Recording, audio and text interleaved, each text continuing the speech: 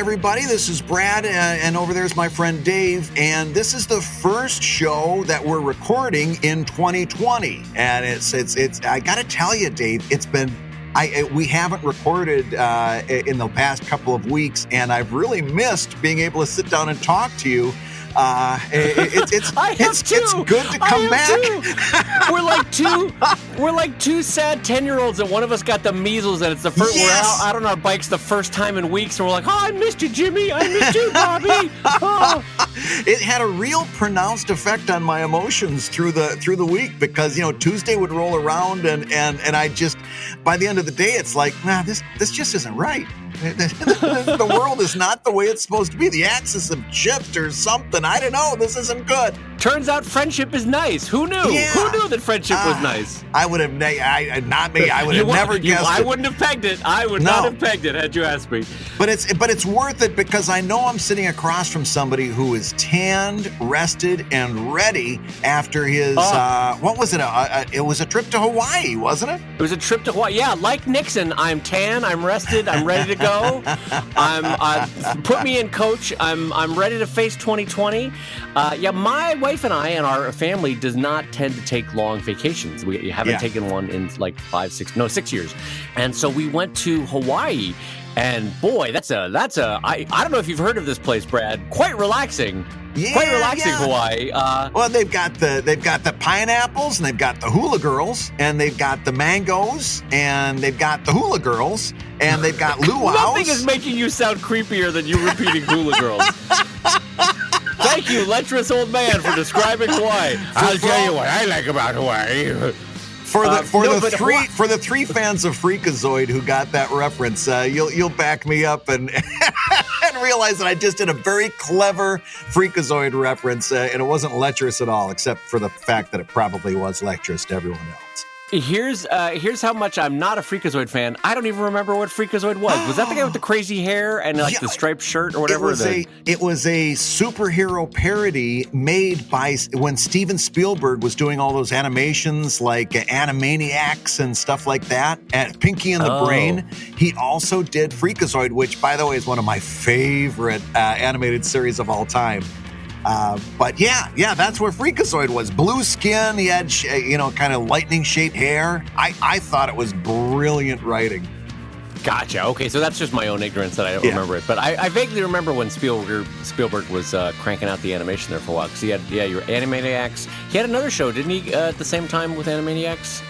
There was a bunch of them. Pinky and the Brain. There was Pinky and the Brain, that was it. Yeah. And great voice talent. And good animation, too. It was a last hurrah for that type of animation. So now it's all CGI and those little, like, I gotta say, have you ever watched The Octonauts? It's a newish show for little ones that I'm sure is far past your kids' time. But I've always found for anyone curious about it, the style, the sort of chibi, two heads high style of Octonauts is delightful, is really adorable. And just as a cartoonist, whenever I watch it, I'm like, oh, you guys did it great. This is great. Great work. You did it good. Oh, good work. I have no idea who you guys are, but you did great. Anyway, so Hawaii was great. It was, can I tell you one funny story from Hawaii? Yeah. Oh, please. So we stayed at this hotel that had a slide, a water slide, a big one. And you could go down either just as a person, like a little body missile, or you could go down on an inner tube. And so the line, though, was pretty long through most of the day to go down the slides. Yeah. And so right as the hotel was closing up the slide at night, like at 7:30 to 8 o'clock, when all the kids were either in bed or having dinner, I throw on my bathing suit and I run down the stairs. I'm like, no, this is my time to shine. I'm going to get so many rides in. And sure enough, I get down there and there's no kids in sight, and it's just me and this young, like 21-year-old Swedish lifeguard who clearly just took a gig in Hawaii. Yeah. And so I'm going through 3 times, 4 times, 5 times, going down the inner tube. And finally, I'm sitting and I'm waiting for the light to turn green because it has a little LED light. And she goes, do you want to go the fast way or the slow way? And I said, what? And she goes, do you want to go the fast way or the slow way? And I said, well, I want to go the fast way. And she goes, This is not something I teach the kids, but there's no kids around, so I'll teach you. By the way, this is the worst Swedish accent ever. But I should just go, birdie, birdie, birdie, birdie, birdie. So she goes, okay, hold on to the poles while you're sitting on the inner tube. And it's becoming German now. I don't know what happened. And you're doing a whole United Nations. This is great. I can't wait for it to turn Japanese. I know. It's really, I'm offending all the nations equally today. I'm just going to bail out and do it in English. She goes, okay, hold on to the pole and let the water build up behind the inner tube. Let it really fill up. So like it's spilling over the inner tube. And then this is where the conversation went wrong. I go, oh, okay. Do you think I can hold on with all that water behind me? She goes, oh yeah, you're a heavy guy. You'll have no problem. And I was like, hey, I happen to be a cartoonist on the move. Come on now. We don't need to go down that route. Oh man, doesn't she know you do keto? Did you tell her that you do keto? Keto? Did you tell her? Ma'am, I'll have you know I'm trying intermittent fasting. Now, hold on. Now, just back down a little bit here. And so, anyway. Did you unconsciously suck in your gut immediately when she said that? Like maybe she was mistaken? That kind of thing. But, long story short, though, my body had no problem holding back a full tank of water, as it turned out. She was right about that. So anyway, I'm no longer going to In-N-Out near my house. That's a new rule for me. But anyway, you just can't get out. So long story short, I hold on as long as I can, and it does get pretty hard to hold on. And there's like a full bathtub of water behind me, and I let go, and honest to God, Brad, it's like a bat out of hell. I was just shot out of that thing. And apparently my wife said from up in the hotel room, she could hear my stupid water slide laugh of, woo! Just like Goofy going down. She's like, oh, I assumed you were having fun because I could hear it up from the hotel room. Either people were doing Goofy auditions or Dave Kellett's having fun. Or a bathtub full of water is pushing Dave down a slide. That's the only two options. So anyway, I am tan. I'm rested. I'm ready for 2020. I'm excited to do our now third year of ComicLab with you, Brad. Can you imagine? We're into triple digits now when we're putting up show numbers. We got triple digits. It's amazing. And I have to say, because we don't say it often, but if you have not done it before, if you enjoy the show and you think either friends, family, or readers might enjoy it, please pass it along because we are in this for the long haul. This is a show we're going to do for years on end. And, and we have appreciated your support so much. And I don't often say it, but if you would, please pass along word on social media about ComicLab. And we would appreciate it so much because we are actively loving this show. I honestly think it's one of my favorite things that I do in my life now. I look forward to it every week. And I love laughing and talking comics with you, Brad, and the feedback and the internet high fives have been delightful from our listeners. So thank you all. And I'm excited for the year ahead. Brad Geiger, let's do it. And incidentally, I'm just going to throw this in. If you do want to turn somebody onto the show, that Best of ComicLab episode from a couple weeks back, that's the one to give them. Give them that Best of ComicLab. I'm telling you, I don't want to sound like I'm full of myself. I've listened to that show front to back about 5 times now, and I love it. I mean, I know it's going to come, and I sit there giggling to myself like a dummy. It really is. It captures a lot of the joy that we experienced during this during the recording of this show. It's a great one to turn a new listener onto. And absolutely. And a simple link, if you're looking for it on social media, you can just link them to comiclabpodcast.com. Do I have that right, Brad? I think I have that right. You have that exactly right. comiclabpodcast.com, and that'll get them to where they need to go. But anyway, on that note, I'm going to say with a huge welcome for 2020, I'm going to say hello, everybody, and welcome to ComicLab, the show about making comics. And making a living from comics. I'm Brad Geiger, the editor of webcomics.com and the cartoonist of Evil Inc. And I'm his tan friend, Dave Kellett, cartoonist of Drive and Sheldon and co-director of Stripped. And this week's Hour of Comics Advice is made possible by your support at patreon.com/comiclab. So Dave, let's talk comics. Let's talk comics, my friend. The first thing this week, I want to do a quick update. You may remember a few moons ago when we were talking about the Far Side's press release, and they were saying, they couched it very carefully in that PR terms of like, Far Side is. The Far Side quote is coming back. Oh, it's coming. It's going to be online. It's coming back. And Brad and there was a lot of people that fell for it too. Yeah, there was a lot of banging of drums and running around with people with hair on fire. And Brad and I, like two old men on a porch, were sitting, holding our cornpipes and going, I don't know if this is true. I feel like we're being hornswoggled. And hornswoggled, wow, that's a word I did not anticipate using today. What does that even mean, hornswoggled? There's got to be an etymology behind it, hornswoggled, but I'm not aware of it. I feel like that's the application of a lot of Kentucky moonshine, and you end up with a word like hornswoggled. Now I'm going to look it up, and this is what always happens when you look up a weird word that's like, what is that? And you look it up, and it's incredibly racist term from the 1800s, and you're like, good God, what? Why did I use that word? Yeah, you're going to find out that the origin of that word was like, if not racist, then it just came from a Snuffy Smith comic. And then... Yeah, that's true. All right. So anyway, the Far Side had made a lot of hay for themselves, and good for them, saying, "Hey, the Far Side's coming back." And Brad and I kind of wisely sat back and said, "This doesn't feel like the kind of PR press release you would put out if he was actually coming back." He's got enough money. Who wants to start cartooning in their 70s? I think these were all things we said. Yes. And I feel like this is basically a relaunch of his long held back comics from the web that are now going to be on the web. And Brad, what ended up happening? Not only was the site exactly what we said it was going to be, but when he was doing press to advertise the site, he said a bunch of stuff that was very eerily close to what we said in the podcast. Like one of the things that I didn't hear about that. What did he actually say? Oh yeah. Like one of the things you said verbatim was, I don't think at his 70s he's looking forward to going back to a daily deadline. He said in his interview, I think with the New York Times, he says, "Oh no, I have no intention of going back to a daily deadline." I mean, the wording was very, very close. So we not only got the site right, but we got the sentiment right.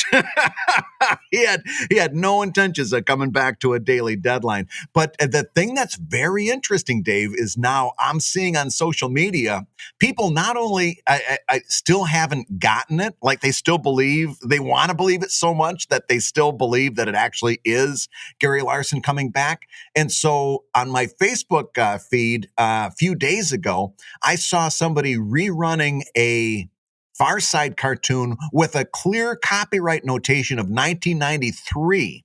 And the comment above the person used to share the post, they said, "Oh, it's so great that Gary Larson is back. This is a perfect comic for our times." And it's like, dude, this was done in 1993. That's a 27-year-old comic, champ. That's a 27-year-old comic. But it's like they want to believe he's back so much that they're taking anything from his site, and if they don't have it memorized, they assume it's a new thing, I guess, and they're putting it out there like it's brand new. It's really interesting to watch. It's a good teachable moment for all of us as cartoonists, which is to how you make hay out of news and a press release that is not there. I mean, if you go back and reread their initial press release, look at the words that they don't use. They don't say new cartoons. They don't say Gary Larson is drawing again. They don't say, but all the intonation, all the subtle ways that they phrase their wording makes you a little bit feel like that might be the case, right? They never explicitly say it, but they kind of make you feel that way. And lo and behold, they got it in New York Times, they got in Wired Magazine, they got in, Washington Post, and they got a lot of ink for a press release that was basically, hey, there's your website. There's your website now for the Far Side. There you go. For all the old cartoons you've seen shared 1,000,000 times, you're going to see them one more. And instead of this, there's a new website. What you got was a guy that's like the circus performer with the top hat and two women in sequins on top of a step, and the sparklers are going off as they come down the steps, and they're going, "Far Side is coming back, but at a Far Side." And so I take a lesson from that when you're pitching your book, even to the public, even if it's it's not to the press release when you're pitching your website. There are ways to phrase things that get you where you need to go, even if you don't have the full barrage of that you would want behind you, the news. You know what I mean? Yeah. Well, I mean, like Dave says, look at what they did. Let's face it. What they wanted was to Gary Larson come out of retirement and start doing new Far Sides. That's what the marketing team wanted. That's what we all want, right? But it's not going to happen. So what they did is they wrote a press release that was as close as possible to what they actually wanted to happen, the best case scenario, without lying about it. They just kind of told embellished truths. And what was the outcome? They got exactly what they wanted. They got as close as possible to the reality that they would have preferred. And because people like us in independent publishing, since we do our own press, we do our own promotion, I'm going to say this, and it's going to sound a little bit sleazy, but I want you to understand what I'm actually saying here. We need to take a page from this, because whenever I see promotion that a cartoonist has written, like about a Kickstarter or about a new book or something like that, 9 chances out of 10, that person is bending over backwards to be truthful. And the fact of the matter is, truthful ain't good promotion. I don't want to know the truth about like, for example, I'll tell you what I mean, just so you don't think I know. And by the way, I'm not advocating lying. No. All right. But the what you choose to share in a marketing that's a better way to say it. Yep. And the order in which you choose to share it is really crucial. I'll give you a great example. I was reviewing one person's site, and they had their ebook on their site for sale. And it right under the title of the e-comic, it said full color, 375 pages. Or not, it was 37, I think. 37 pages is more like it. Now, when's the last time you were out looking for a book and you're saying, oh, you know what I really want to read today? Something that's full color, maybe about 40 pages or a little bit less. Nobody has ever said, it didn't have a word in there about what was in the book. What the book was about, what the guts of the book were, what the story was, what the hook was. Didn't have a word about that, but it told me it was full color and 37 pages. It was very truthful. It just wasn't good marketing. And certainly the page count is important, especially with an e-comic, because there tends to be a little bit of economics that go in there. Am I getting enough pages for my money? But that goes at the bottom. You got to share the emotional stuff, the exciting stuff up top. It all has to do with what you're sharing, how you're sharing it, and in what order you're sharing it, right? Yep. It's interesting because look at how I'm always fascinated by how journalism covers science. Like an original paper is published and it is dry as hell, but it's science. It's dry as hell because it's laying out in a factual way what the study proved, what it does, and then through like 9 iterations of journalism, you eventually get the headline: "Coffee causes foot odor problems." You know, whatever it is, and it's not really what the study was about. But the way you get what I'm going at here, which is that journalists love this weird sort of like pithy, exciting, short, easy to understand elevator pitch headlines. And what the Far Side PR did really well is Far Side is coming back. All of that is true. That phrase is true. But then parse out what the truth is.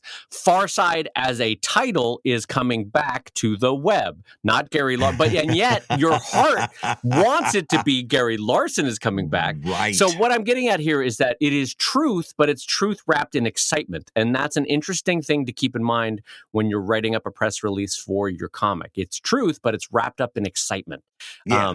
It's wrapped up in all the marketing pitches that you would learn. So again, Brad is not advocating lying in any sense, but journalists and PR in general loves a pithy elevator pitch that's exciting, it's sexy, it's fun, it's babada bing bam boom. So when you start to walk into that world or dip a toe into those waters, know that what you would normally write in an email to someone like, "Hey Brad, I have a new book coming out," you would write that very differently in a press release. So it's worthwhile just to contemplate how United Media did that well. Not United Media, how Go Comics did that well with Farside, because Brad and I could see it coming right up Main Street there, but it's interesting how a lot of people missed that. But anyway, I think that one puts that one to bed. So Brad, let me move on to our next topic that I wanted to ask you. Yeah. And this one, did you hear the news, Brad, about the Clip Studio Paint doesn't have? I know because you're a big Clip Studio Paint Yes. fan, and in fact, because I know that you know about this, the OpenType support, and because you were the one that came at me with a bat out of hell, like, Brad, did you hear about this? Oh, I was furious. So tell me what happened. So our longtime listeners will know that I promoted the ComicCraft New Year's Day sale, which every January 1st they make the price of each of their fonts based on the new year. And so this year, each of their fonts were $20.20. That's pretty significant because some of their bread and butter fonts, like their dialogue fonts, like Comic Crazy and Wild Words, are $100 or a couple $100. So you can make some serious savings. And I noticed that Wild Words and Comic Crazy, which I had bought 20 years ago, they had re-released it with what they call crossbar eye technology. Now, crossbar eye. In comics, you only use the serif letter I when it's the personal pronoun. You don't use a serif letter I when I is in the middle of a word, and you don't use it when it's at the beginning of a sentence and would normally be capitalized. You only use it. And the reason you don't do that is you look like you're in kindergarten when you do. Yes. It's a weird layout for the kerning of that word. Yeah, the serifs throw the kerning off. But meanwhile, if you don't use the serifs on the personal pronoun I, then that slash could look like a lowercase l or a number 1. So you need it on the personal pronoun. But in terms of kerning, it is unnecessary and distractful if you use a serif I. So that's the crossbar I rule. Well, they've got it baked into their new fonts so that you will only get the crossbar I, the serif I, when it's standing alone as a personal pronoun. In all other uses, it defaults to the sans serif I. This is great because it just makes it that much easier. I was super excited about it. I had bought both Comic Crazy and Wild Words so long ago that I didn't even have the receipts for them saved anymore because it was 20 years ago. And so They would have honored that if I could have shown a receipt and just sent me the new one. But I'm like, don't worry about it. I'll just buy the new fonts on New Year's Day for $20. It's well worth it. And I'll get that crossbar eye technology and I'll be zooming right along. This is great. New Year's Day, I rebuy both Comic Crazy and Wild Words. I ditched the old ones from my computer. By the way, mistake number 1. I threw them away. Right? Then I installed the new ones because I'm like, I don't want those old ones anymore. I don't even want those old ones showing up by mistake. Get them right off of my computer. Clean sweep. Bits New Year's. Zip. And I launch Clip Studio Paint and I start putting my dialogue in, and I'm not getting the crossbar eyes. In fact, not only am I can't get a crossbar eye if I hit shift and hit the I key, command shift, option shift. I'm going through all kinds of different iterations. I can't get a crossbar eye to save my life. So I write into Comic Craft and I say, hey, do you guys ever get any response? Do you get any news that maybe your stuff isn't working with Clip Studio Paint? And meanwhile, while I'm waiting for a response, I'm like, well, maybe I need to update Clip Studio Paint. Maybe I need to update my Mac software. Maybe I need to do this. Maybe I need to do this. Finally, it was on a Sunday. They got back to me within a couple hours, which was kind of cool. And they said, he goes, yes, that's a result of Clip Studio Paint not involving the OpenType features that are involved with OpenType fonts. They don't have that wrapped into their system. If they would enable OpenType font features, this would work perfectly fine. But they don't. And it's a really big problem. And he goes, I encourage everybody that writes me to write into Clip Studio and to ask them for OpenType support. So, number one, don't be surprised if your crossbar I fonts don't work in Clip Studio. Number two, we've got a pretty good audience out here listening between our Patreon backers and the people that are listening through Apple Podcasts and Google Play. We've got a lot of people listening. Take a second, and I'm going to put this right in the post. I'm going to put the link to where you need to go, and I'm even going to put some wording there so you don't even have to think about what to say. You can write your own, of course, but I'll put some wording in there so if you want, you can just copy and paste it and send it along. Our goal in 2020 is to get OpenType support on Clip Studio Paint because it really is necessary. So go to the post. Go to the wherever you got this podcast. There's a little writing that goes along with it. I'll have the link for you there. I'll have some wording. Let's see if we can get Clip Studio Paint to release an update within 2020 that includes OpenType font support. I think that's a great. I think that's a great shout out, Brad, for asking for that. It's always funny when you come across something like that. That like OpenType has been around for, I think I'm not wrong in saying like 15 years, right? Yeah. It's not new. It's not new. It's good. Yeah. To me, this is the equivalent of the you got to color it in Photoshop, but you can do everything else in Clip Studio Paint. Yeah. Don't open up that old wound.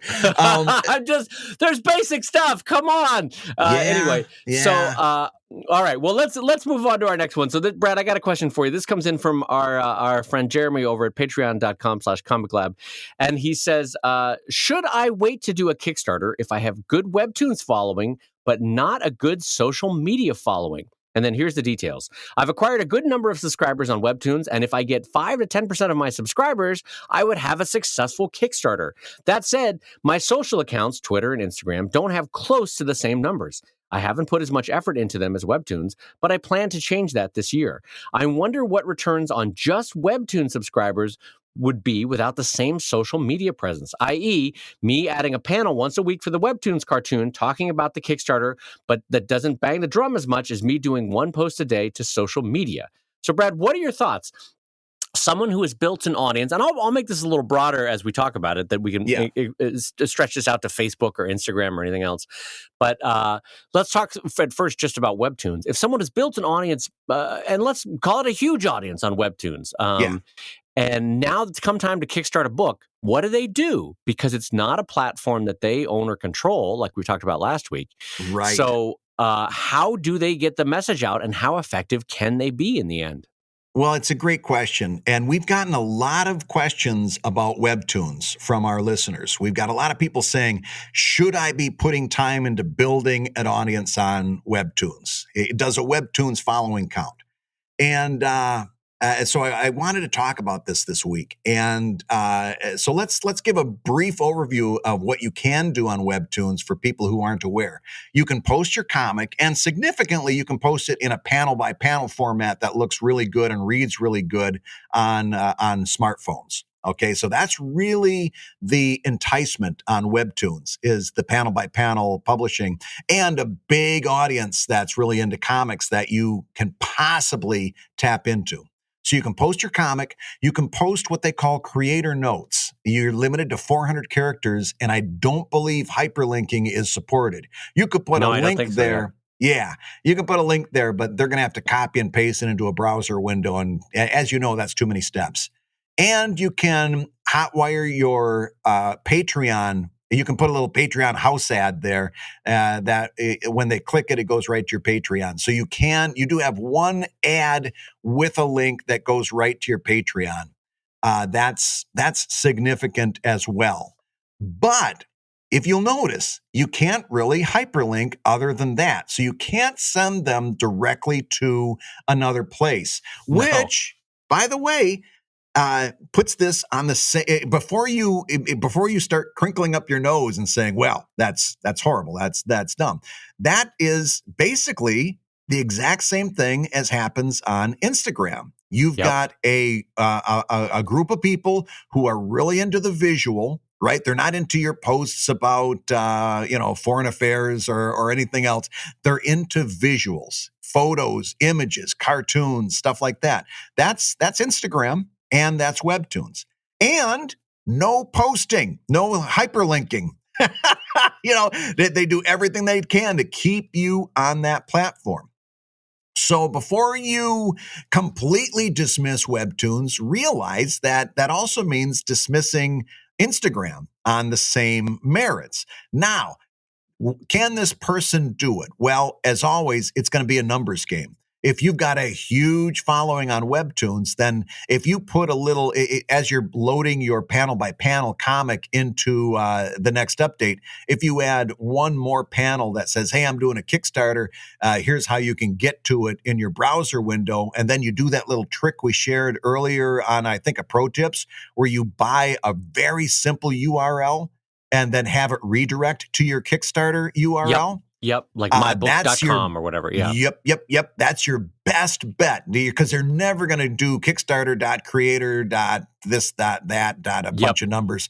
So get yourself a nice short URL that's easy to remember. That's because people are going to have to look at it, memorize it, open a browser window and type it in. So you don't want weird character combinations and stuff like that, L's next to ones and all this other shit. Keep it short, keep it super simple. I just love when the old man comes out. It's going to have some L's next to ones and all this other shit. I don't want any of that in my URL. but while I pause, Brad, I'll also say too, like, you don't want to use the shortened version that Kickstarter helpfully provides. Right. Like Kickstarter has the short version. I don't remember what it is. It's like kick.start or whatever. I don't know. But don't use that one too, because like Brad said, you want it short, memorable, easy, discreet. You want it like a very typable phrase, because you're asking them to come from an ad to a typing moment. And that's a big ask, by the way. Yes. So you want to make it as easy as possible. So yes, Brad is 1,000% correct. You want to make that short and easy to remember and easy to type. No confusion possible. Yeah, and then just like Instagram, it's going to be a numbers game. If you've got to make this work, you're going to need a huge following, because I think, what did he say, 1 to 5%? You're not going to get 5%. It's going to be closer to 1%, because you're asking people to do something more complicated than just click, and they're not going to do it. Now, having said that, you're writing me and you're saying, do you think this could work? And meanwhile, this should be something that you just do. I mean, here's the deal. It doesn't matter whether I think it could work. It doesn't matter whether Dave thinks it could work. What matters is, will it work specifically for you? And the only way you're going to find that out is to throw that switch on that Kickstarter and let her rip with everything you got. That's the only thing that matters. Well, no, I'm gonna pause you though, Brad. I agree with you that the only way to test a Kickstarter is to test a Kickstarter. But I think what they're asking specifically later in their question was, or do I hold off on kickstarting and build the social media out for the next year before I launch? Yeah. So I'm going to be a little bit unfair. I'm going to be a little bit unfair. And by the way, if I'm going to say directly to this person, if I'm wrong about this, I apologize in advance. But I've seen this person's name asking about Kickstarters going back to May of last year. And if you haven't pulled the trigger on this Kickstarter yet, you definitely have analysis from paralysis or paralysis from analysis. The bottom line is, you're doing worse than me, and that's pretty bad, because I did horrible in Kickstarters last year. I didn't do any. So you're right there in the same boat as me, which isn't good in this case. So stop asking questions and throw the switch. That's what I want. And by the way, if I'm wrong about that, and I've just got two people with the same name writing in, then I apologize. But I guess that's why I'm trying to push this person a little bit, because I enough questions. do it and find out. And then you'll know, and then you'll learn something. And then if it fails, then you've got that to come back with and learn from. I don't get too worried about what if this and what if that. If you've built a good following on Webtoons, by the way, what's your alternative? You're going to build a following on social media? That's going to take a couple years. Right? Yeah. You're not going to do that overnight, especially if you do it organically. It's going to take you a couple of years. So do it. And then write back and tell us how it went. That's what we want to know. In fact, I guess what I'm trying to say is I wanted to know the answer to this question, and you're the person who can tell us. That's a good point. So I'll make this in personal terms. If I waited until the perfect situation, the perfect conditions for me to kickstart a book, Brad, I might be waiting to my deathbed. Right. And I say that as someone who's been working online for 20 years. I don't know that my social media presence right now is big enough to kickstart a book. I don't know that my website readership is big enough to kickstart a book. I don't know if my Instagram, my Facebook, my Twitter, I don't know if any of that is big enough. And yet I try my best to kickstart books and have done so 13, 14 times now. But there's always better conditions. So if you let that be your goalpost, it's always going to be moving further and further away from you because you're like, well, I mean, I don't have so-and-so's numbers, or I don't have this kind of growth. The kicker is, also, I would like you to try to reframe, because Brad said, if it fails, it fails. But I don't want to think about it in terms of failure. A Kickstarter, if you remember it, is only an expenditure of energy. You have not spent any money on that Kickstarter. Right. So it is not a failure in the sense of like, I put $40,000 into this restaurant business and then the restaurant failed. It's not that. It's I tried a thing. The thing at this moment did not work out. I will try it again later. You know, that I like reframe how it's a learning moment in your mind of like, okay, what didn't go right? I'll try it again later on, or I'll rephrase my marketing, or I'll reframe the way I'm pitching this to my readership. Or maybe it's I will grow my readership on social media in different ways that I didn't have before. Maybe that's a valid concern for you going down the line. But to try it is one of the best first steps. If you have what you think is a sizable enough readership on Webtoons that you think 5 to 10% could make it a viable Kickstarter, I like Brad, I think it's probably closer to 1% will actually be motivated. But if 1% could pay for the book and that gets the book out into the world, then maybe do the book. I don't know. I mean, it's up to you. It's your own journey about what you need financially from this project. And maybe the setback of a Kickstarter that doesn't go would be so crushing that you feel like it might stop you cartooning. And I hope that's not the case. But I feel like there's a lot of value in trying it. If, like Brad says, it's been since May of last year or 2 years ago that you've been thinking about this. To quote my Irish grandfather, it might be time to shit or get off the pod. Yes. And meanwhile, for those other readers who are writing in and saying, is Webtoons worth it? Should I be pursuing Webtoons? I think in that discussion that we just had is your answer. And the answer is maybe. You know, it's something I do. I keep my toe in the water over there, and I don't build everything there, but I do mirror my site there, and I think it's worth it for mirroring. Is it worth it? That's a good question. If you can build high enough numbers and play the numbers game to where 1% is valuable to you, then it will have been worth it. Can I tell you right off the bat that that's going to happen? No. And you do have to know going in that marketing and promoting on Webtoons is going to be a creative challenge for you to solve. It's not going to be cut and dry. It's not going to be easy. Right. But it's going to be something that you are going to have to solve to make it work. And again, that's not bad. That just makes it very similar to Instagram in that respect. Right. And listen, both Brad and I, as Brad just said, take advantage of these walled gardens on the internet, these individual platforms. They exist, they have large audiences, and we should take advantage of them. But we always just have to keep in mind, as we talked about at length last show, that when you go into those walled gardens, it's really hard to lead people away from those gardens by design. Like those walled gardens want to keep you in that walled garden, whether it's in Instagram, it's in Facebook, Twitter's not so bad, but Webtoons, Go Comics, they all want to keep you there. So it's really hard as an artist to link out, because unlike the internet of the late 90s, the current platform systems don't want to let you go elsewhere. They want to keep you where you are. So use them.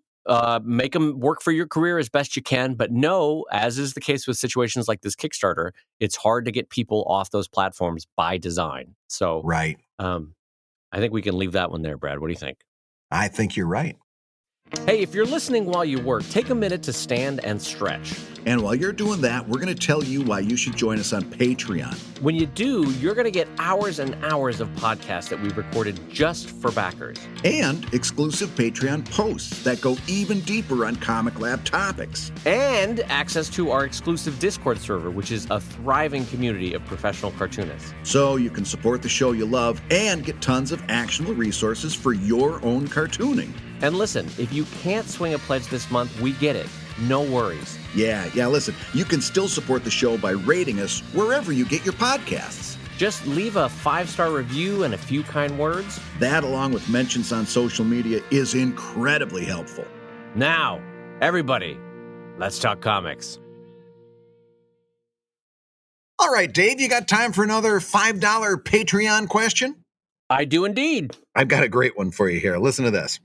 Dear Brad and Dave, there are a few webcomics I used to love, but that I've stopped following due to perceived shifts in tone, style, or subject matter.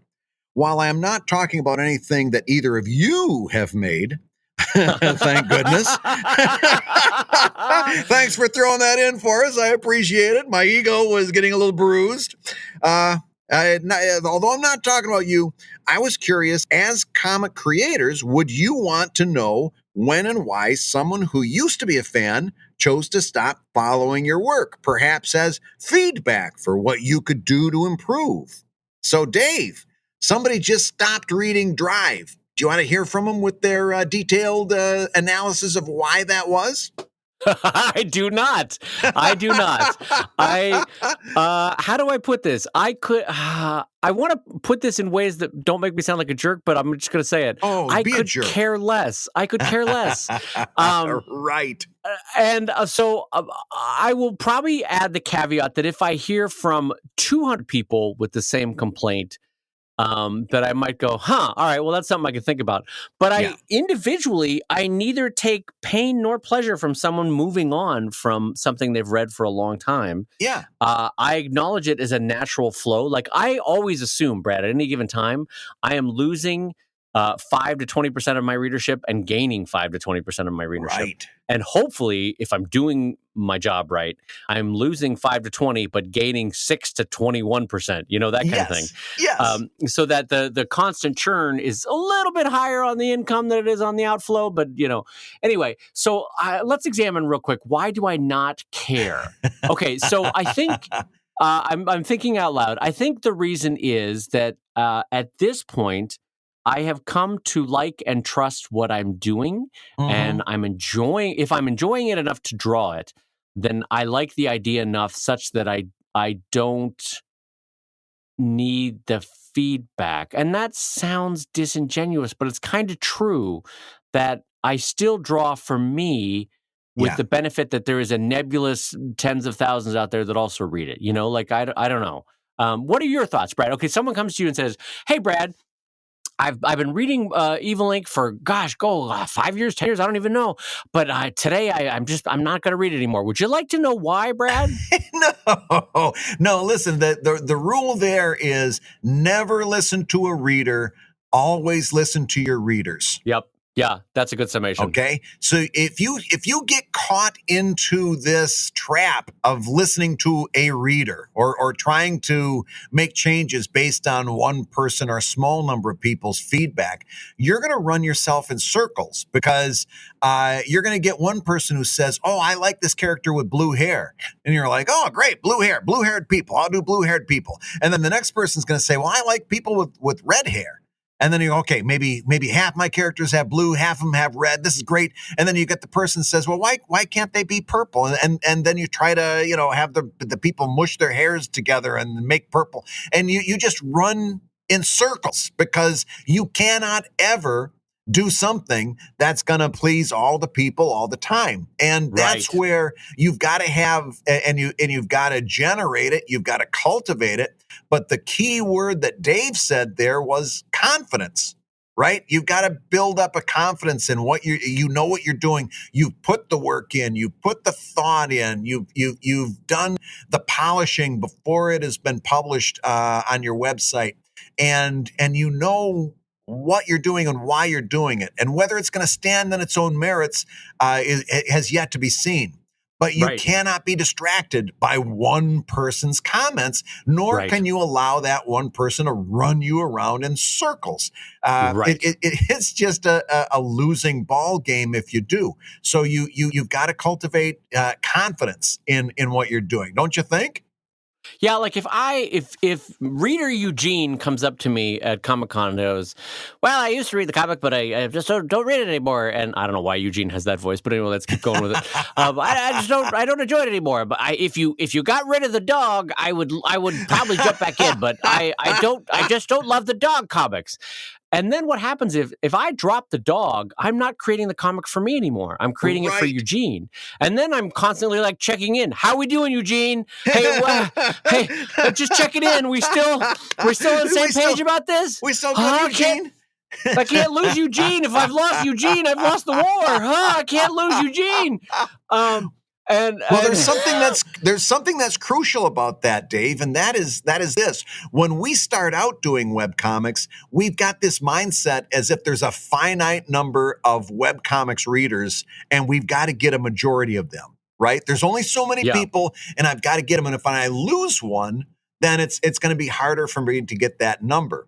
When the truth of the matter is, there is an infinite number of readers out there. Nigh on to infinite. You've got to get that through your head. There's an infinite pool to fish from. So you cannot get distracted by Eugene because you're leaving millions of other people behind. Because what if Eugene has really, really dumb ideas? Let's face it, if Eugene had good ideas, Eugene would be doing a comic. Exactly. Hey, Eugene, what are you doing over there? Don't pick on me. Leave me alone. Leave me out of this. I don't want to. Let me go back to playing Untitled Goose Game. I don't want. Leave me alone. Here's the thing. To Brad's point, the English-speaking world across the internet is vast, is gigantic. And I have not even begun, after 20 years, to scratch the surface. 99.99999% of English speakers have not heard of Dave Kellett. They haven't heard of Sheldon. They haven't heard of Drive. So if anything, the challenge is getting those comics out to more people, not losing the one that I've had for 20 years. That's fine. That's acceptable. People change. It's okay. But here's a little, if it's not a truth, it's truthy, that actually the more specific you write that you're writing to your truth, honest to God, I found more often than not, you will find your tribe online and they will find you, and word will spread among people that, like, if you draw, and I always make this weird example, if you, for whatever reason, love Victorian fashions and the specifics of the buttons, of the clasps, of the way they would sew, and you make a comic about that, about Victorian fashions, and it's set in a shop in London, and people coming in and out and buying the fashions and stuff, honest to God, you will find your tribe online, and they will help do the heavy lifting and spreading the word for the strip. I mean, you tell me about a little kid who plays hockey in Canada on a team, and he loves baking, and is gay, and that comic found its tribe because that was so specific and individual and unique and wonderful that when people found it, they spread the word about it. But had she market tested it to check in with Eugene to see if he liked it, hey, do you like you? Oh, you don't like hockey, Eugene? Okay, we'll make it basketball. Oh, you don't want him baking? All right, well then we'll make him. He loves making pasta. Oh, you don't want him gay? All right, well now he's straight. Okay, so you've market tested it to Eugene. Okay, great. Now you've got the Eugene audience, and there you go. Now you've got Eugene, and that's it. Now I'm going to be evil, Dave. I'm going to throw a wicked little twist into this. Eugene writes a blog and calls themselves a comics critic and writes a bunch of blog posts from a critical analysis. Does Eugene have greater weight in your mind now? He's a critic, Dave. Now does Eugene matter? He's got a blog and everything. Brad, to that I say, all God's children have a place in the choir. Some sing low and some sing higher. Some just clap their hands. I don't know why I thought of that lyric from John Denver. John Denver lyric there, everybody. Don't know why I'm including that. Wow. What I'm getting at there is Eugene is now a critic, and now he's writing in a different format, and he's still got his own individual voice on the internet. Right, fine. I've had that where critics don't take a shine to Sheldon or don't take a shine to Drive, or do take a shine to Sheldon or do take a shine to Drive. And in the end, the net result is actually not that much of a difference for the audience growth or depletion. Right. And I'll tell you why. If someone loves Sheldon and then a critic writes negative things about it, nothing's going to drive them away from it. You know, in the same way that if I love, doesn't matter what, The Mandalorian, but then I read a harsh review in the Washington Post, it's not like I'm stopping reading I just take it in as another datum fact and then keep moving on, you know? So no, it doesn't change my opinion if they become a critic. Again, though, it's to Brad's point, listen to your readers, not your reader. If 1,000 people, if 100 people, if 200 people all come to me going, hey, that was a really unfortunate joke that you made yesterday, then I should probably take a moment to self-examine and go, maybe that I could have phrased that better. Or if Eugene emails me and goes, I don't like jokes about cats. How dare you? Then I go, man, we're learning a lot about Eugene today. All right, delete and move on. So like if it's a lot of people complaining, maybe take a moment and a beat. But again, I should probably emphasize that this confidence comes after 20 years of cartooning. And it's probably a very different proposition when you're starting out because you only have 5 readers. And if you lose Eugene, then all you've got is Steve, Mary, Louise, and Helen. And if the other 4 go, oh God, Brad, what's happening? I get it that early on in the career, every reader feels like a precious drop of water in the desert. But you've got to have the confidence to keep going. And I've talked about this before, but a lot of people early on with Drive were like, why is it all blue? Why are these found data pages in here? None of this work. This is not how a comic should be drawn. Blah, blah, blah, blah. And I got a lot of that at Drive. But I was like head down, blinders on, kept drawing because I knew the story that I wanted to tell. And Is it gangbusters, New York Times #1? No, but has it found its audience and I love doing it? Yes, great. Okay, good. And the key thing is that the joy that I experience drawing it comes through to the audience, I think. But if I'm, this is another thing, if I'm writing to Eugene, my own personal joy is tempered somewhat. And so the audience will feel that too. They'll feel Brad pulling his punches in his writing or modifying his story or watering it down to satisfy Eugene, you know? So, I mean, Brad, have you ever had it where someone makes a comment about, oh, I didn't love the way this story arc ended up. And did it impact your writing? Have you ever had that happen? Did you ever do that? No. For the same reasons that we've discussed, I really try to avoid that. Now, every now and again, somebody will point out like a plot point that is like, oh, well, he couldn't have been there because 3 pages ago it said that he's never been in Iowa, so he couldn't have been in Dubuque at the time. Right. And it's like, oh, yeah, I did say that. I'm going to have to, I'm going to have to figure something out there. Yeah, I got to work that every out. now and again, there is like a fact or as close to fact as you get in the Evil Inc. universe. There's something that is like a story point that I do have to consider. But 9 chances out of 10, no, I don't. I really don't. I don't take reader comments that seriously because, again, you can't get it. And by the way, that also means that when somebody writes and says something very nice, you also can't get kind of all gooey and misty-eyed over something like that because you've got to take that with the same kind of that's very nice, and you always write something very, you always respond to that. You don't be a dummy. But no, you can't get all mystified over positive comments either. You've got to keep your eye on the horizon and look at the big numbers. Are you steadily gaining on the big numbers? And by the way, when we say don't listen to a reader, but always listen to your readers, another way of doing that is what we were talking about at the top of the show with a Kickstarter. That's a great way to listen to your readers, right? Is by launching a Kickstarter, launching a Patreon. Then you get a chance to hear your readers. But one vociferous person that wants you to do a certain thing or wants a story to be different. You really can't do that, because again, you're just going to run in circles. There's no way it ends well. And you never please anybody. At the end of the day, you got to please yourself as a writer. That's the only person you can please is yourself, right? So shoot for that. You're never going to please Eugene and all the other Eugenes out there. So please yourself. That's the one thing you can achieve. I often go back to this kind of thought because when we talk about comics, there are a billion other creative industries we could go into where someone will tell you what to do. Right. And one of the reasons that I love comics is that the joy I get from telling the story that I want to tell the way I want to tell it is so overflowingly delightful and wonderful. I love that aspect of comics. Mm-hmm. And alternately, I am a curmudgeon. I hate it when people tell me what to do. I don't like notes. I don't like editors.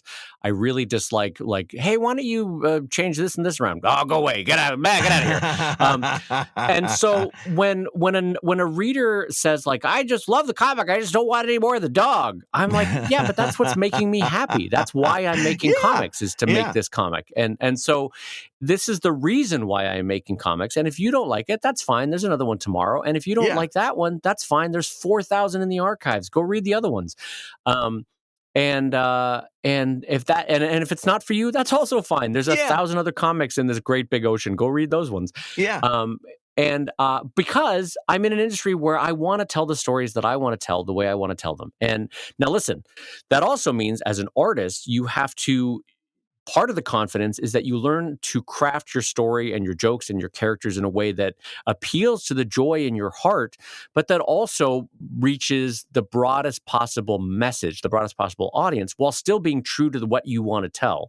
So that means you don't, for all the classic storytelling reasons, there's 1,000 mistakes you can make in your storytelling. And so you hone with your craft and your skill, the joy that you feel into the best told story. Now that's fine, but you don't change the story to meet someone else's desires and goals and whims. Right. You maintain your own path that you want to go. Right, Brad? I saw a very interesting exchange on Instagram one time where there was an artist and he was doing, instead of his usual stuff, he did this side project for a few weeks, even a month or so.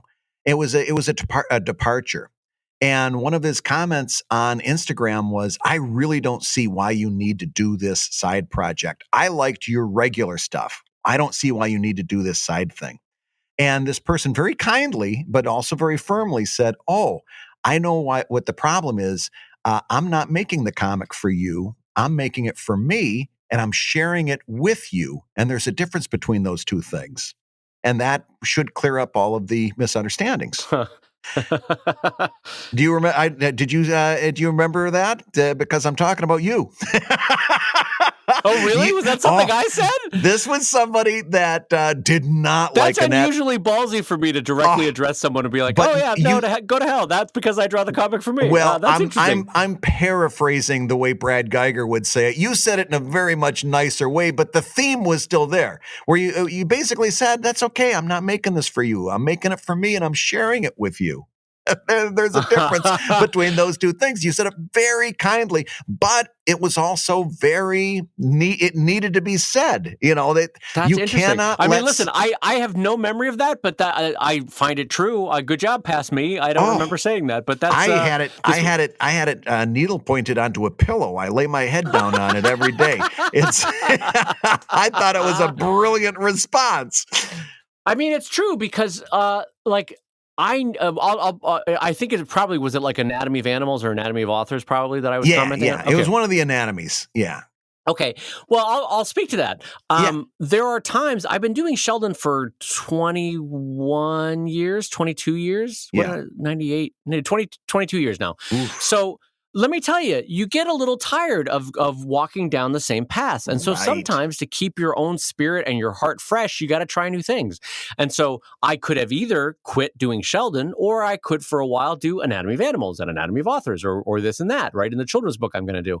Yeah. And it's just a way of keeping your heart happy. And also, I just wanted to walk down that path. And so, me addressing that reader of like, oh, it's because I don't draw it for you, is if I had told Eugene, oh, yeah, no, we're going back to Sheldon immediately, Eugene, sorry about that. Well, I would have been killing my own spirit and my own joy in that moment and going back to something that at that moment felt a little bit like drudgery because I'd been doing it for 22 years. So, I needed for me to keep the joy alive by trying something slightly different. But that wasn't enough in the same vein that I could put it on Sheldon as a website. And 90% of people loved it. 10% of people were like, God, I wish you would go back to Arthur. I don't want this. I want the duck again, Yeah. And that's fine, by the way. That's fair. I have that with other comics of mine that I read. But the thing is, what's that joke that people would talk about with George R. R. Martin, that Neil Gaiman was like, George R. R. Martin is not your bitch, because he's not writing the Song of Ice and Fire for you. He's writing it for him. And if it takes him an extra year to finish the next book, that's fine. That's what he needs, Yeah. And so part of it is that you've got to service yourself as an artist and maintain the joy, because it's hard to be creative. And if you lose that spark, boy, it's real easy to stop doing what you're doing. So for me, switching gears was the right way to do it. And as I said, 90% of people loved it, 10% didn't. And it's okay that the 10% didn't, because my heart and my creativity was maintained and I did a project that I loved and that I'm proud of. And that's fine. That's okay. That was a healthy way to do that, I think. Yeah. Well, at the end of the day, this person wanted more Arthur. And the truth of the matter is that this is how you get more author. This is how you get more Arthur. Yes, that's a great way to say it. Yes. Yeah. And by getting a month of Anatomy of Authors is exactly how you get more Arthurs. Yes. Man, that's a tough sentence to say. Choose some different character names. We'll just say Sheldon. The way you get more Sheldon is allowing me to step away from Sheldon after 22 years for a little bit and do this other thing, which, by the way, I'm still making comics. It's not that I've stopped. So you're still getting a little slice of my sense of humor, but in a different vein. And look, and bang, now we're back to doing Sheldon again. And so, great. You got what you wanted long term. I got what I needed short term. And in the meantime, a really beautiful Anatomy of Author book got made. So that's great. All right. Well, let's put a pin in that, because I think we handled that well. And I think Eugene will be a little frustrated, but moving on to his next comic. Yes. I don't know why we got to Eugene. Eugene will live, but we will have to go on to another question. What do you think? That's right. So here we go. Brad and Dave, thanks for all the tips, laughs, and insights into the world of comics and cartooning. I want to ask if either of you, in the beginning of your careers, ever obsessed over an artist you looked up to and felt you might be over-focusing on them versus creating your own work? And if so, how did you change your focus to produce more and get out of the ultra fan mode? This is an interesting question from Jeremy Thomas over at patreon.com/ComicLab. We've never had a question like this. Brad, have you ever over-obsessed over an artist you looked up to, I guess, as Jeremy says, to the detriment to your own creativity? I'm trying to think if I've done that. I know when I started out, I was a really big Berkeley Breathed fan, and my early Greystone Inn borrows an awful lot in look and in tone from Bloom County. But I don't know that I was like in ultra fan mode. I quickly grew out of that, partially because I wasn't a good enough draftsperson to pull off the Bloom County look. It very quickly morphed into the Brad Geiger look.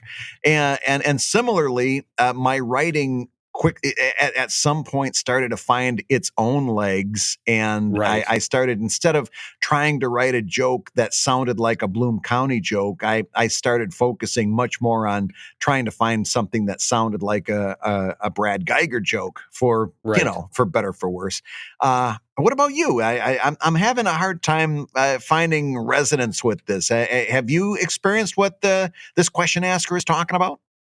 Well, I had cartoonists that I very much looked up to when I started. Yeah. For me, it was Watterson. And I guess if I'm looking back on it, when I started Sheldon 22 years ago, it was in a sense a poor man's Watterson in the way Mhm. that yours was a poor man's Breathed. Yeah. In that we all have somebody that we look up to and that inspire us to draw, whether it's Garfield, whether it's Bloom County, whether it's Pearls Before Swine, doesn't matter what. Mhm. A person where their style, their approach, their look, their feel really inspires you and wants to make you draw. Right. They give you the passion for the art form and the enjoyment of it, right? And that's fine, that's fair, that's a natural part of the journey.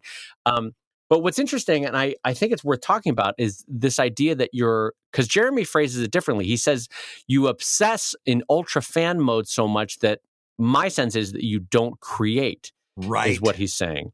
And that's different. I always created, but I think if anything, my fault was at the beginning, I was a little too copy-ish in my Yeah. creating, Yeah. like the teen Dave Kellett or the early 20s Dave Kellett was like, maybe Dave, maybe you need to draw a little bit more the way Dave Kellett would draw that and not the way Pogo or Bill Watterson or whatever, whatever that kind of thing. So, Yeah.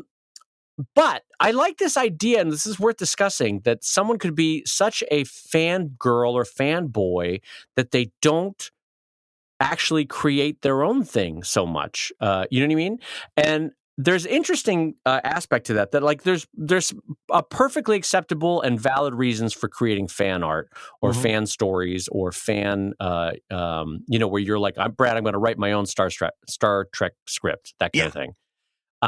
Because it's fun. You know the format, you know the idea, you love the characters, you love the setting. So why not revel in that playground for a little bit, right? I'm going to play in that sandbox. Yeah. And that's fine. But I think when you get stuck in that mode, when you're only creating fan art and you're not creating your own thing, I think it speaks to a lack of confidence in yourself that your ideas could eventually be as good, right? Now, obviously, when you're starting, they're not going to be as good, but you have to allow yourself to stumblingly, haltingly, failingly begin. You got to begin, Yeah. you've got to do your own stuff because otherwise you'll just be retreading the ground of that a fan work can do, right? And don't get me wrong, Mhm. there's creativity, there's joy. Again, there's a lot of wonderful things to happen in obsessing over another fan property. But there is such a unique joy in getting better at telling your own stories and Yeah. writing your own characters and drawing your own worlds. And will it be halting at first? Yes. Will it feel not as immediately rewarding as drawing a story set in a fan universe? Of course, because that one's a fully realized universe. But will the ultimate rewards for working on your own things be much higher? Oh my God, yes, so much higher. Yeah. And it's something that I think both Brad and I would encourage. Brad, what are your thoughts? Do you get where I'm going at with where the obsession over a fan property keeps you from doing your own thing? Don't you think Yeah. that's a lack of confidence about the future that you could have in your own work? I think you're making good points on confidence, and I'm going to co-sign that. But as you were talking, I had another thought, and here's something else that I want this person to really think long and hard on, and that is this. Sometimes I have to clean out the garage, and I hate cleaning out the garage. The garage is a mess right now. Okay. After the home renovation, everything got stuffed into the garage. And the home renovation is still going on, by the way. But follow me here. I got to clean out the garage. And on the Saturday morning, I wake up and I'm going to clean the garage. On the way down to the basement, I realize the dishes need to be washed. And I really should wash the dishes. So I wash the dishes. And now that I've got the dishes put away, I really should bake some cookies because I've got this nice clean cookie sheet. And after all, I'm in the kitchen. So I should probably bake the cookies. And while the cookies are there, I can't hardly go down to the garage now because I got cookies in the oven. But I can do some dusting in the living room. And then after I'm done dusting in the living room, it might be time for me to write those thank you notes for Christmas presents. And do you see where I'm going here? I really don't want to clean the garage. And I'm finding every excuse I can to not, because I don't want to bake cookies either, but it certainly is better than cleaning the garage. And I don't want to write notes, and I don't want to, but I'm finding all of these excuses that feel like doing something productive, and in some cases might even be productive, like in the cookies. But I'm not getting the job done. And the reason I'm not getting the job done is because for some reason, I find it incredibly easy to find all kinds of distractions when I want to procrastinate from something I really don't want to do. Right. And my concern about this person is if they are this easily distracted or willfully distracted by fanning out over somebody's work instead of doing their own. My concern is they really don't want to do this very much, because they take a look at the stories that we both told. We were both huge fans of somebody. We idolized them. We tried to bring their stuff into our own work, but we were so overjoyed about doing the work ourselves that very quickly over the course of a few months, that idol fell into the rear view mirror, and our careers were in the front of the vista, and we were traveling towards a completely different horizon because we really wanted to do the thing that we were doing. And if it's this easy for you to distract yourself with things that are inconsequential, like looking at somebody else's art or even trying to copy that art over and over and over again, take a good hard look at the project that you're working on and ask yourself, is this something I really want to do? Because your psyche might be telling you that you really don't want to do this. And that means you need to find something else that is indistractable, that is unwavering, right? That you're so fired up about working on that you can't be distracted from it, that no one else's work is as nearly as fascinating as what you're going to do to that page today. My concern is when I'm hearing this question, I'm hearing ambivalence, and I'm hearing somebody that deep down on a subconscious level wants to be distracted from it because maybe they're not 100% in this thing in the first place. Is that unfair? No, I see what you mean, and as you say it, I'm like, that could be true. Yeah. I mean, it could be one of two things. It could be, like you said, ambivalence about the project itself, whatever their personal thing that they want to work about. I think that's actually, I hadn't thought about that, but that's a really strong possibility that they're looking for anything. At this point, it's like, there's a McDonald's, I got to pull over. I can't work on my comic. That kind of thing. Work on an empty stomach. Can't work on an empty stomach. Can't do this comic with an empty stomach. Got to get that McRib. And then. But it could also be, I think, the other answer, which is they're not ambivalent. They love it, but they go to draw, and their world is not as fully realized yet as this fan world that they're living in of this other IP that exists. Yeah. Right? Because that other IP, whether it's 10 something from a manga that's existed for 20 years and is a fully realized story, or if it's a TV show that's been going forever, whatever it is, it's more fully realized than the early exploratory story that they're starting to put down on paper. And so they get frustrated and they go back to the fan story thing, Yeah.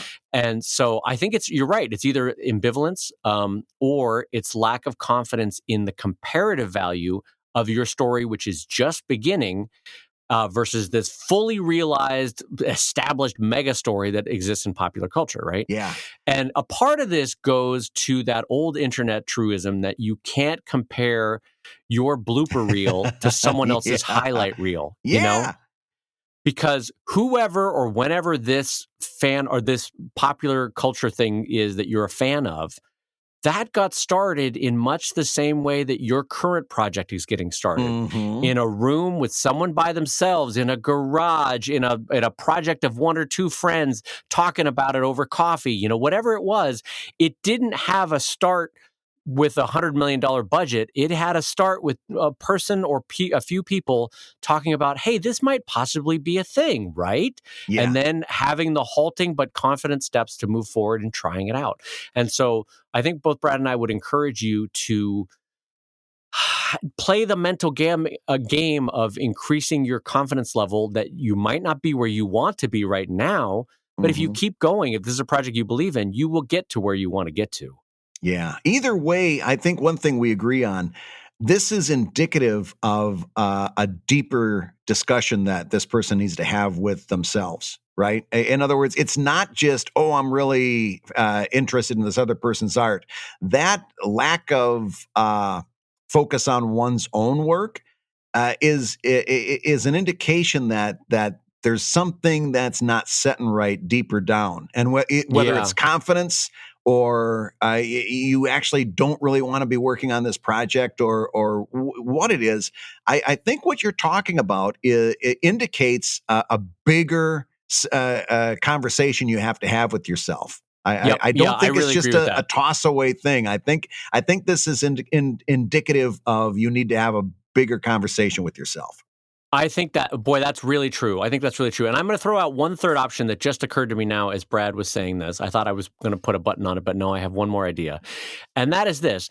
Also be kind to yourself that if you're starting a new project, it might be the case that your brain is percolating on the possibilities of your story and it's not yet ready. Right? Yes, that's another possibility. Sometimes we have a story where we're like, I got the idea, I got the basic idea, but I don't want to start it yet because something doesn't feel right. And as an artist, sometimes you know it. Now, this is different than the person we were talking about before that's like 2 years into, should I do a Kickstarter? That's different. When you're starting a story, sometimes it just needs to percolate for a while. You know what I mean? Like it needs to marinate. And maybe your brain is actively seeking out fan stories because there's something in that popular culture IP that sparked a creative joy for you. Or maybe there's an idea that you want to echo in the work that you want to do. Whatever it is, maybe you just need a little more time to marinate on it. So keep working on it, keep plugging away. But also to Brad's point, do have that deeper conversation with yourself of why am I halting? Is it ambivalence? Is it confidence? Is it a mixture of both? Am I also still marinating on the idea? And I think maybe you'll come up with the answer. Yes. So Dave, I want to ask you this. Are you ready to have a smile put on your face? I am, yes. Well, see, here's the deal. I've been looking this through. Sounds creepy. Where is this going? Are you ready to have a smile put on your face? No. So here's the deal. We encourage our readers and our Patreon backers to give us friendly 5-star ratings on Apple Podcasts and leave a few words to encourage other people to listen to the show. And sure. I've just been looking over the holiday weekend, and I got such a thrill.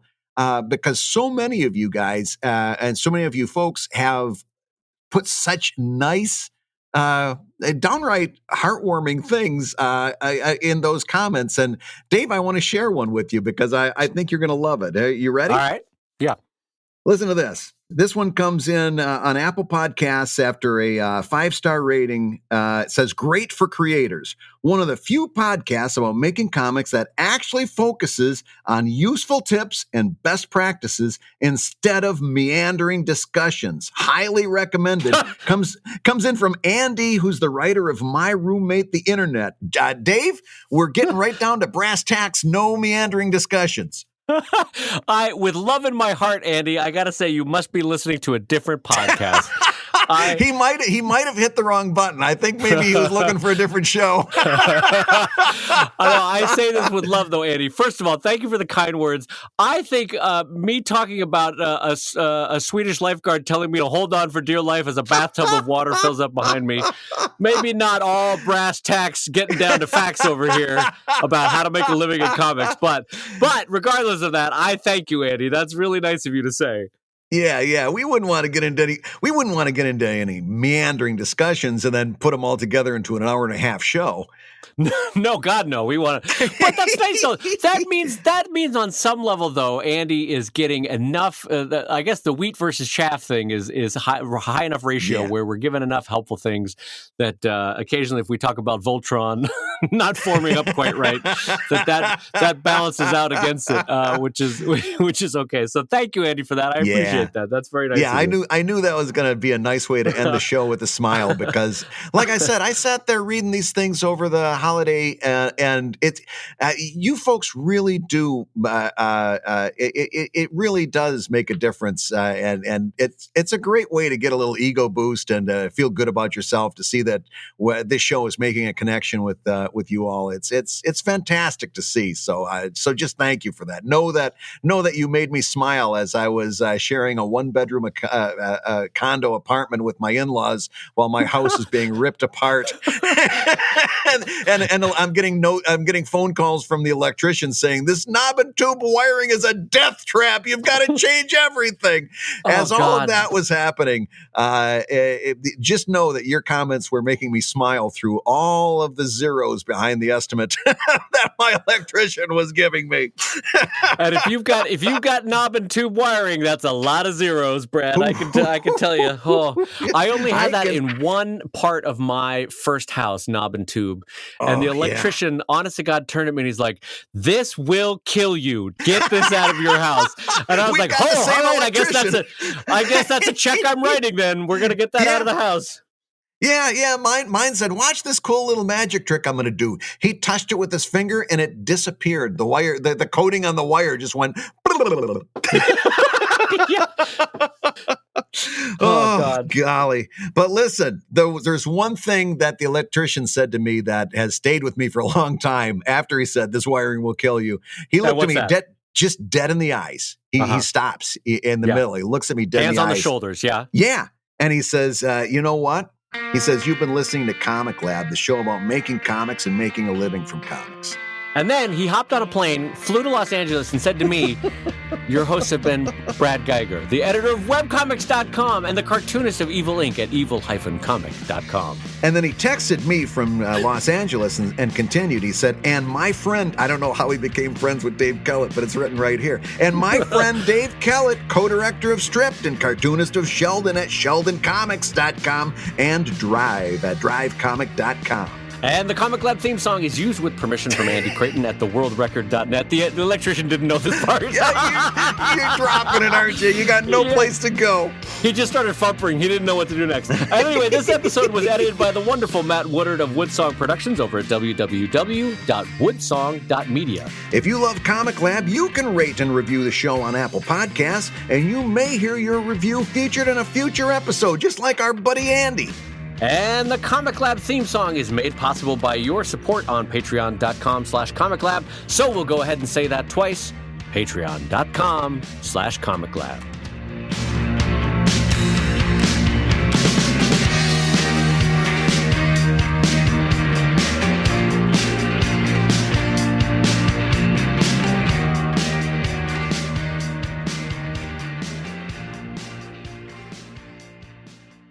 Tub, you take the water and you put it behind the slide and you go down zoom.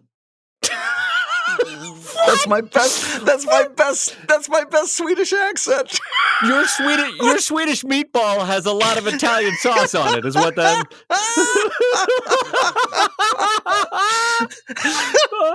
Brad taking us on a tour across Europe. That was beautiful. I felt like I was there on the fjords. It was beautiful, Brad. But then suddenly, wha-bang! I was down in southern Spain. I don't know what happened there with that accent. Hold on, let me take another tilt at it. All right. If you want to go down the slide, you will go down your... I can't find my Swedish for nothing. Apparently, my lifeguard was Kaiser Wilhelm. I think that's what that... Listen, get down the water slide, and I will send the water down with you. Honestly, I think our best approach is literally just to go out on the show. Birdie, birdie, birdie, birdie, birdie, bird, bird, bird.